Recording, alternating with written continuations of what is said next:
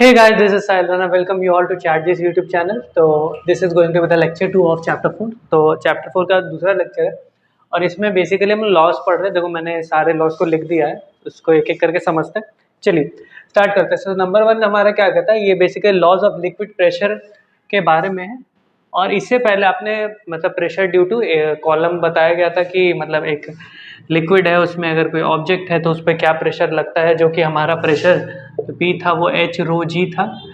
H rho जी, H हमारा height था, ठीक है, हाइट, डेंसिटी और ये 9.8 जिसकी वैल्यू होती है, ठीक है। ये तीनों चीज़ों को मैंने जाना था।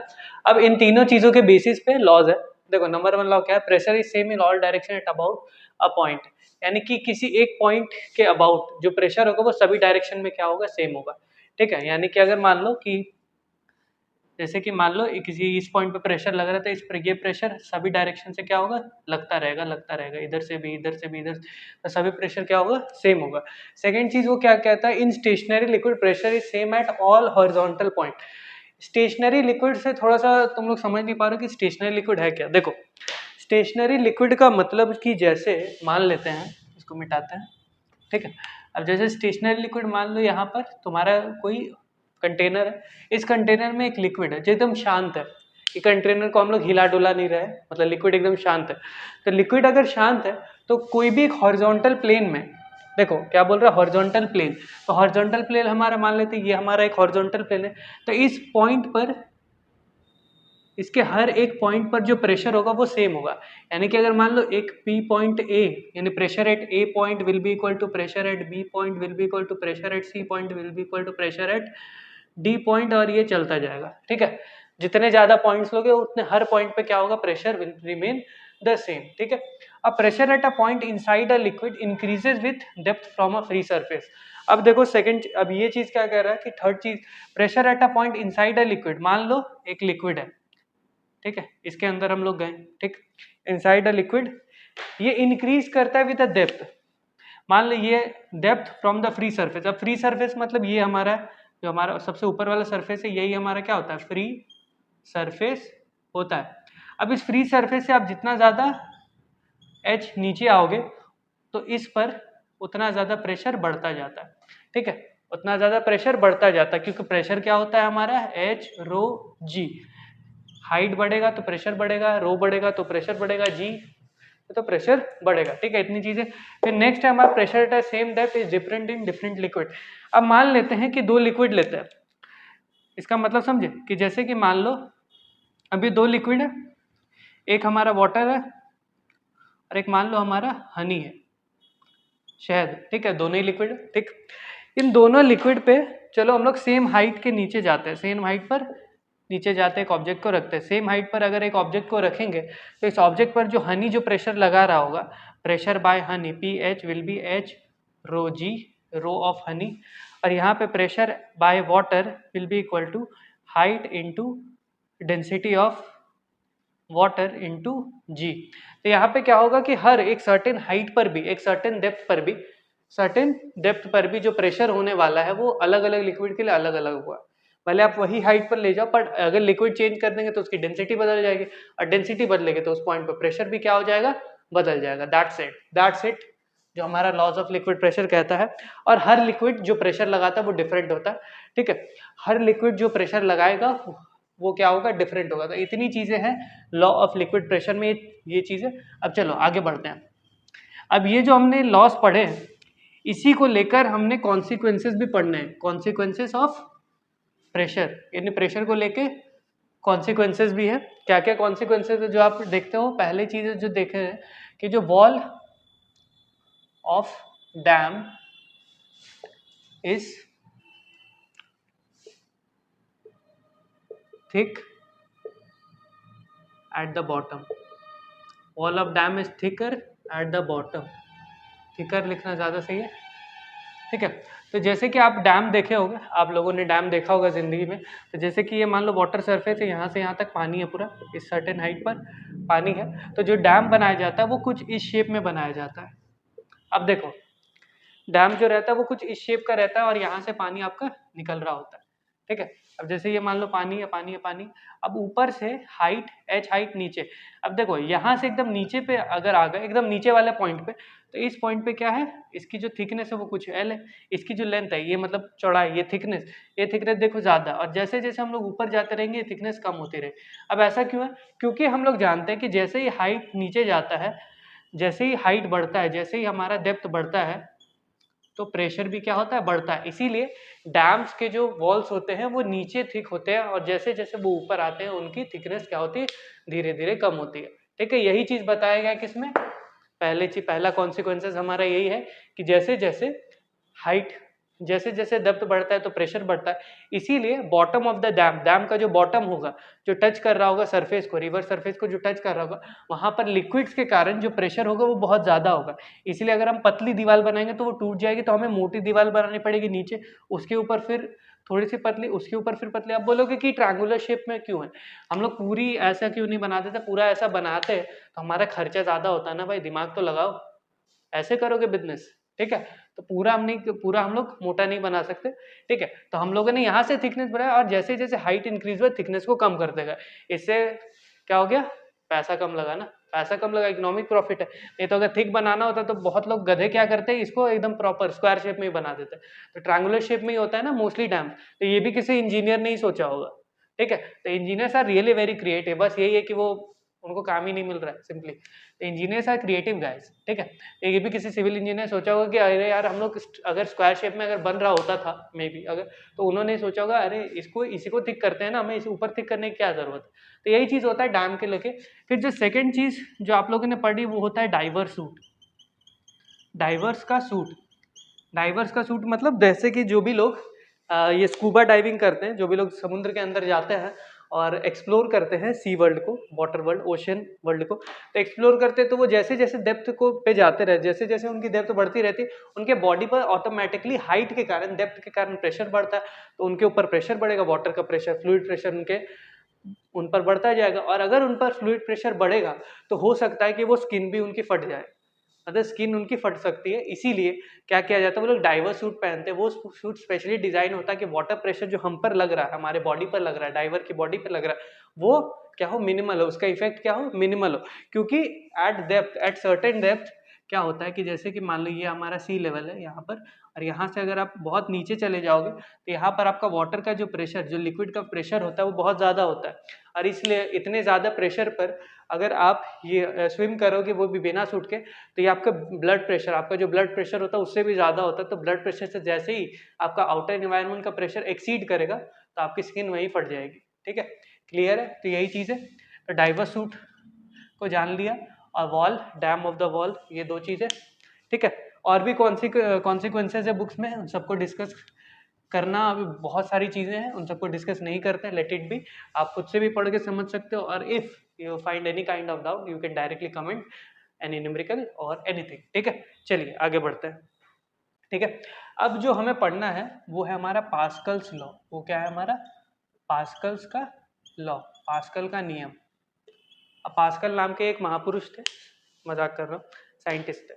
ठीक है, तो पास्कल्स ने एक लॉ दिया था। क्या लॉ था कि अगर आप मान लो कि अगर आप कोई कंटेनर है, जैसे डे लाइफ में एक्सप्लोर करना, तुम लोग कभी ना कभी तो किए होगे कि जो गुब्बारा है, यानी तुम लोग होली खेले होगे, तो होली में क्या होता है, ऐसा गुब्बारा होता है काइंड ऑफ, इसको यहाँ पर गांठ बांध देते हैं, और ये गुब्बारा ऐसा मान लो फूला हुआ है, इसमें क्या है, पानी भरा हुआ है। ठीक है, इस पे वाटर और कलर जो भी फ्लूइड है, जो भी पानी है वो लिक्विड है, वो हमने भर दिया। अब इसमें जैसे ही जो हमने लिक्विड भर दिया, अब जैसे कि मान लो इसमें काइंड ऑफ छोटा सा अगर छेद हो जाता है तो यहाँ से पानी बहने लगता है। और अगर मान लो तुमने इसको इस तरह से प्रेस कर दिया तो यहाँ से जो पानी की बहने की स्पीड थी वो क्या हो जाएगी, वो भी इंक्रीज हो जाएगी। तो अगर आप एक पॉइंट पर, अगर जैसे कोई भी वेसल है, कोई भी कंटेनर, उसके एक पॉइंट पर अगर आप प्रेशर बढ़ाते हो तो वो बाकी पॉइंट्स पर वो प्रेशर क्या होता है, बढ़ता है। तो यानी प्रेशर जो होता है दो पॉइंट्स के बीच में, जो प्रेशर डिफरेंस होता है वो हमेशा सेम होता है। यानी कि अगर, जैसे कि अगर एक कंटेनर में अगर यहाँ से अगर हम कुछ प्रेशर पी बढ़ाते हैं, अगर यहाँ से कुछ प्रेशर, तो इधर से भी वो प्रेशर का इफेक्ट मेरे को देखने को मिलता है। अगर इधर से दबाओगे तो उधर से फूल जाएगा। सिंपली एक बलून को एक साइड से दबाओगे तो दूसरी साइड से वो फूल जाएगा, मतलब दूसरी साइड पे ज़्यादा प्रेशर लगे तो उस साइड से वो ज़्यादा फूल जाएगा। और अगर और ज़्यादा करोगे, और अगर उतना बलून का जो वॉल्स है वो अगर नहीं सह पाया तो वो फट जाएगा। ठीक है भाई, तो यही चीज़ बताता है हमको पास्कल्स लॉ। तो इसको कुछ इस तरह से समझते हैं कि मान लेते हैं मान लेते हैं कि जैसा कि एक कंटेनर है, ठीक है, चलो एक और तरीके से समझ सकते हैं कि कंटेनर है, ठीक है, यहाँ पर एक लिक्विड भरा हुआ है, ठीक है, तो जैसे दो पॉइंट्स को ले लेते हैं, एक पॉइंट हमारा ये ए पॉइंट है, एक दूसरा पॉइंट है क्या हमारा बी पॉइंट है, ठीक है, तो इस ए पॉइंट पे मान लेते हैं कुछ प्रेशर होगा पी ए और इस बी पॉइंट पर कुछ प्रेशर होगा पी बी और इनके बीच में मान लेते हैं ये है हाइट, ठीक है, ये जो हाइट है ये जो एच है यानी डेप्थ है, एच हमारा क्या है डेप्थ, ठीक है, ये डेप्थ है और मान लेते हैं ये जो लिक्विड है उसकी डेंसिटी है रो, ये लिक्विड की डेंसिटी क्या है रो है, ठीक है, टटन टटन टटन, ठीक है, तो जो हमारा प्रेशर एट ए और प्रेशर एट बी इन दोनों का जो प्रेशर डिफरेंस होगा वो हमेशा सेम होगा, इट मीन्स मतलब आप ये बोल सकते हैं P B minus P A will be a constant, इन दोनों के बीच का जो प्रेशर डिफरेंस होगा कांस्टेंट होगा, it will be a constant thing, ठीक है, ये कांस्टेंट होगा और ये जो कांस्टेंट चीज होती है यही हमारा क्या होता है एच रो जी जो आपने पढ़ा है, ठीक है, यही जो कांस्टेंट होता है इन दोनों के बीच का जो प्रेशर डिफरेंस जो कांस्टेंट होता है वो एच रो जी के बराबर आता है, ठीक है, चलो मान लेते हैं एग्जाम्पल, चलो एक एग्जाम्पल से इसको समझो, जैसे कि मान लो इन दोनों के बीच में जो एच था ये तो हमेशा हमेशा कांस्टेंट होने वाला, तो अगर इन दोनों का डिफरेंस मान लेते हैं 10 एटीएम था, इन दोनों का जो प्रेशर डिफरेंस था वो मान लेते हैं 10 एटीएम था, 10 चलो 20 मानते हैं, 20 एटीएम था, मान लेते हैं इस दोनों का प्रेशर डिफरेंस था 20 एटीएम, अब मान लेते हैं बी पॉइंट पर जो प्रेशर है, बी पॉइंट पर जो प्रेशर है वो मान लेते हैं 50 एटीएम है और ए पॉइंट पर जो प्रेशर है इनिशियली पहले मान लेते हैं और जो बी पॉइंट पर प्रेशर है वो मान लो 30 एटीएम है, तो उसी से 50 और 30 का जो डिफरेंस आया वो क्या हो गया 20 एटीएम। अब जैसे कि मान लेते हैं अब इसको शिफ्ट करते हैं थोड़ा सा, अब ऊपर से कुछ प्रेशर लगाते हैं, चलो अब ऊपर से कुछ एक्सटर्नल पी एक्स ई एक्स टी लगाएगा, अब कुछ एक्सटर्नल प्रेशर लगाएगा, तो इन दोनों पॉइंट्स के बीच का जो प्रेशर डिफरेंस है वो भी क्या होगा सेम होगा। अब देखो अब जैसे कि मान लो इस पॉइंट पे एक्सटर्नल प्रेशर लगाएगा तो मान लेते हैं ये जो 30 जो एटीएम 30 एटीएम है वो मान लो एग्जांपल के लिए बन गया वो 35 एटीएम। अगर ऐसा होता है, अगर मान लो ये इसका प्रेशर अगर बढ़ जाता है, ये अगर 35 एटीएम हो जाएगा तो ये भी हमारा क्या हो जाएगा 55 एटीएम ये भी हो जाएगा, क्योंकि अगर इसको बढ़ाओगे तो ये भी बढ़ेगा। और यही चीज क्या कौन कहता है हमारा पास्कल्स लॉ, यही चीज कौन कहता है पास्कल लॉ कि प्रेशर जो होता है वो क्या होता है अगर एक साइड से आपने बढ़ाया तो दूसरी साइड वो मैनेज हो जाता है, pressure will remain at the end वो सेम ही रहने वाला है, ठीक है, सेम ही रहने वाला किसी भी लिक्विड में, यही कहता है पास्कल्स लॉ। और इसको कुछ इस तरीके से भी समझ सकते हैं इसके एप्लीकेशन के थ्रू, इसको मिटा दिया जाए, चलिए इसका एक एप्लीकेशन है जिसको हम लोग बोलते हैं हाइड्रोलिक लिफ्ट, या सिंपली एक सिंपल काइंड ऑफ लिफ्ट, इसको हम लोग बोलते हैं हाइड्रोलिक लिफ्ट, क्या बोलते हैं हाइड्रोलिक लिफ्ट। और पास्कल्स लॉ का एप्लीकेशन जो है, इसका जो एप्लीकेशन है वो आपका सारे टाइप्स ऑफ हाइड्रोलिक मशीन्स पे काम करता है। इसका एप्लीकेशन किस में होता है, all types of hydraulic machine, ये सभी टाइप के हाइड्रोलिक मशीन्स के बारे में, सभी टाइप के हाइड्रोलिक मशीन्स पर अप्लाई होता है। जितने भी हाइड्रोलिक मशीन्स हो गए, चाहे हमारा हाइड्रोलिक जैक हो गया या हमारा हाइड्रोलिक प्रेस हो गया या हमारा हाइड्रोलिक लिफ्ट हो गया, इन सब पर क्या होगा ये काम करेगा। अब देखो ये कहता क्या है कि जैसे कि मान लो हाइड्रोलिक लिफ्ट को पहले पढ़ोगे, हाइड्रोलिक लिफ्ट को अगर आपने पढ़ लिया, अगर ये आप समझ गए तो आप सारी मशीन समझ जाओगे। सारी मशीन का एक बेसिक जो है वो आपका हाइड्रोलिक लिफ्ट आपको बता देगा। अगर आप इसे समझ गए तो आप बाकी मशीन को भी समझ जाओगे। बाकी मशीन को डिटेल में समझाने के लिए मे बी नेक्स्ट लेक्चर में हो, बट अभी के लिए हाइड्रोलिक लिफ्ट तो हम लोग समझ ही सकते हैं। देखो हाइड्रोलिक लिफ्ट क्या कहता है कि जैसे कि हम लोग एक चेम्बर लेते हैं, एक क्या लेते हैं क्लोज चेम्बर लेंगे, ठीक है, हम लोग एक क्या करेंगे एक क्लोज चेम्बर लेंगे, ठीक है, जैसे कि मान लो ये हमारा क्या है क्लोज चेम्बर, और यहाँ पे दोनों साइड हम लोगों ने पिस्टन लगा दिया,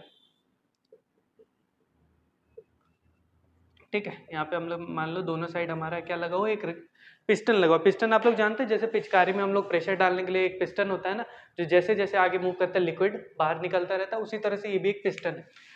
अब इसको थोड़ा सा लेवल पे, हाँ सही है। देखो अब जैसा कि इसमें करना क्या होता है, ये हाइड्रोलिक लिफ्ट यूज किया जाता है लिफ्ट करने के लिए कोई भी हैवी सामान को, हैवी ऑब्जेक्ट को, कोई बहुत ज़्यादा हैवी ऑब्जेक्ट को लिफ्ट करने के लिए ये यूज़ किया जाता है। अब बोलेगे ऐसा कैसे, देखो जैसे कि मान लेते हैं आपको जो भी चीज़ लिफ्ट करनी है वो आपको इस बड़े वाले चेम्बर में रखना है, इस बड़े वाले चेम्बर में क्या करना है रखना पड़ेगा, ठीक है। इस बड़े वाले चैम्बर में आपको रखना पड़ेगा। तो जैसा कि हम लोग जानते हैं कि प्रेशर जो भी होता है अगर एक पॉइंट पे घटाओगे बढ़ाओगे तो दूसरे पॉइंट पे भी घटता बढ़ता रहेगा। तो उसी तरह से जैसे कि मान लेते हैं यहाँ पर हमने एक फोर्स लगाया स्मॉल एफ, ठीक है, स्मॉल एफ फोर्स लगाया और यहाँ का जो एरिया ऑफ क्रॉस सेक्शन था वो स्मॉल ए था। उसी तरह अगर मान लो ये दूसरे साइड की बात की जाए, दूसरे साइड में भी हम लोग क्या करते हैं, अब दूसरे साइड का मान लो एरिया ऑफ क्रॉस सेक्शन कुछ कैपिटल ए है, ठीक है, और यहाँ पे इसके कारण एक फोर्स लगेगा एफ, कैपिटल एफ। देखो क्यों, क्योंकि जैसे कि मान लो ये जो लिक्विड होता है, ये जो हमारा लिक्विड होगा, ये जो भी हम लिक्विड लेंगे वो आइडियल होना चाहिए। क्या होना चाहिए? आइडियल लिक्विड होना चाहिए। क्या होना चाहिए? आइडियल लिक्विड होना चाहिए। आइडियल लिक्विड का मतलब क्या होता है? जो इनकम्प्रेसिबल लिक्विड होता है। क्या होता है? जो इनकम्प्रेसिबल लिक्विड होगा, यानी कि उसको अगर आप प्रेस करोगे, उसको अगर आप एक साइड से प्रेस करोगे तो दूसरे साइड से बाहर आएगा। सिंपली एक साइड से प्रेस करो तो दूसरी साइड से बढ़ जाएगा, ऐसा नहीं कि वो प्रेस हो जाएगा, ठीक है, वो इनकम्प्रेसिबल है, यानी वो प्रेस नहीं होगा, वो कंप्रेस नहीं होगा, ठीक है, वो अपनी जगह को कम जगह में एडजस्ट नहीं करेगा। अगर आप उसे धक्का दोगे वो भी आपको धक्का देगा। सिंपल, कुछ इस तरह से समझ सकते हो। तो जैसे कि मान लो यहाँ पे हमने फोर्स लगाया, ये रहा एरिया, और यहाँ पर फोर्स लगाया ये एंड दिस। अब देखो, अब ये कहता है कि ये इस पॉइंट का प्रेशर और इस पॉइंट का pressure difference will remain same. इन दोनों का प्रेशर डिफरेंस क्या होगा? वो दोनों सेम ही होगा। तो जैसे कि मान लेते हैं कि इन दोनों का प्रेशर डिफरेंस, जैसे कि प्रेशर क्या होगा, मान लेते हैं प्रेशर एट इस ए पॉइंट पर, ये मान लेते हैं इस पॉइंट पर pressure initial minus pressure final will be a constant term, और सिंपली कांस्टेंट टर्म होगा या जीरो होगा, ठीक है, कांस्टेंट एक टर्म होगा। तो इन दोनों का प्रेशर डिफरेंस क्या होगा? कांस्टेंट होगा। तो जैसे इस पॉइंट पर अगर हमने प्रेशर लगाया तो इस पॉइंट का प्रेशर मान लेते P1 और इस पॉइंट का प्रेशर मान लेते थे P2, तो P1 और P2 will remain the same. ये कहता है कि अगर एक साइड से जो प्रेशर लगा वो दूसरी साइड से भी तो उतना ही प्रेशर लगेगा ना, उतना ही प्रेशर लगेगा, ठीक है, प्रेशर डिफरेंस सेम होगा और सेम ही लगने वाला। तो P1 को हम लोग लिख सकते हैं फोर्स बाय स्मॉल एरिया, और P2 को हम लोग लिख सकते हैं force, capital force by big area. तो अगर हम लोग कुछ इस तरह से लिखें इसको, small F by capital F will be equal to A by capital A, ठीक है, यही हमारा फाइनल एक्सप्रेशन आता है। पास्कल लॉ का फाइनल एक्सप्रेशन यही है।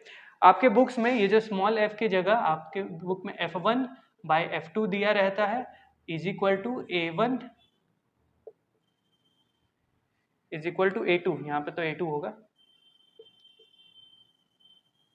A2 बाई A1 दिया रहता है, ठीक है, ये आपके बुक में दिया रहता है। F1 by F2 is equal to A2 by A1। क्या होता है? F1 by F2 is equal to A2 by A1। F1 by F2 is equal to A2 by A1, ठीक है, क्लियर है? क्लियर है चीजें, ठीक है। ये F इसको इधर लाएंगे, ये वाला तो उल्टा हो जाएगा, A2 ये कैपिटल ऊपर आएगा और ये स्मॉल ए यहाँ नीचे जाएगा, ठीक है। एट द एंड हमारा फाइनल एक्सप्रेशन ये वाला आएगा। इसको भी लिख सकते हो, चाहो तो इसको भी लिख सकते हो, ये कैपिटल ए बाई स्मॉल ए, ठीक है। तो ये हमारा क्या होता है? फाइनल एक्सप्रेशन आता है किसके केस में? पास्कल लॉ के केस का। पास्कल लॉ का हमारा फाइनल एक्सप्रेशन ये है कि प्रेशर जो है होगा, एक पॉइंट से बढ़ाओगे तो दूसरे पॉइंट से भी उतना ही बढ़ने वाला है। एक पॉइंट पे जो प्रेशर लगाओगे तो दूसरे पॉइंट पे प्रेशर उतना ही लगने वाला है। अब देखो, जैसे कि मान लेते हैं ये अगर प्रेशर लग जाता है तो इस प्रकार से जो हमारा जो फोर्स होगा, जो F2 है हमारा, let it be F2 and this be F1 और A1, ठीक है। तो F2 और A1 के बीच का अगर रिलेशन है तो F2 बहुत ज़्यादा फोर्स होगा F1 से, ठीक है, ये बहुत बड़ा फोर्स होगा F1 के कंपैरिजन में। और जो एरिया ऑफ क्रॉस सेक्शन जो A2 होगा वो क्या होगा? वो भी काफ़ी ज़्यादा होगा, A1 से, ठीक है। यही चीज़ बताया गया पास्कल लॉ में। और इसी कारण से अगर मान लेते हैं ये अगर L1 लेंथ अगर नीचे गया, अगर ये L1 लेंथ नीचे गया, नीचे पुश करे, और ये मान लो L2 लेंथ ऊपर गया, तो फोर्स इंटू लेंथ हम लोग जानते हैं F इंटू L1 जो होता है F1 इंटू L1, ठीक है। तो फोर्स इंटू लेंथ ये हमारा वर्क होता है, तो वर्क 1 और जो वर्क 2 होगा वो सेम ही होगा, क्योंकि law of conservation of energy यहाँ काम करता है। Law of conservation of energy क्या कहता है कि energy can neither be created not be destroyed, तो वर्क भी अ फॉर्म ऑफ एनर्जी हम लोग जानते हैं। तो force into L1 will be equal to force 2 into length of the second. अब अगर देख लो ये F2 अगर बहुत ज़्यादा है, जैसा कि हमने जाना, if F2 is too much than F1, so L1 जो होगा, जो हमारा L1 होगा, वो काफ़ी वो भी बड़ा होगा L2 से। यानी कि अगर मान लो ये इतना, अगर मान लो ये 10, मान लेते हैं ये 10 मीटर अगर नीचे जा रहा है तो शायद ये 1 मीटर ऊपर आए, बट आएगा। बट देखो यहाँ पे हमने कम फोर्स लगाया ना, ये काफ़ी कम फोर्स है। तो अगर मान लेते हैं अगर एज अ फोर्स मल्टीप्लायर अगर ये काम कर रहा है, तो अगर मान लेते हैं एग्जाम्पल के लिए अगर हम लोग 10 न्यूटन यहाँ ले रहे हैं और ये एरिया ऑफ क्रॉस सेक्शन को बहुत ज़्यादा बढ़ा दे रहे हैं, तो अगर 10 न्यूटन के बदले अगर हम फोर्स लगाएंगे तो उसके बदले शायद हमको 1000 न्यूटन मिल जाए। ठीक है, तो इसी प्रकार से आपका हाइड्रोलिक लिफ्ट काम करता है। और इसका बेसिक डेरिवेशन ये रहा कि बेसिक क्या है, pressure will remain same, P1 P2 equal कर देना, F1 by A1 equal to F2 by A2, तो F1 by F2 is equal to A2 by A1। ये हमारा फाइनल एक्सप्रेशन यही वाला आने वाला है। ठीक है, तो पास्कल लॉ यहाँ पर खत्म होता है। अगले क्लास में हम इसके न्यूमेरिकल्स को करेंगे और इसके रिलेटेड सारे मशीन्स को पढ़ेंगे और एटमॉस्फेरिक प्रेशर को करेंगे। मिलते हैं आपसे अगले वीडियो में, तब तक के लिए जय हिंद।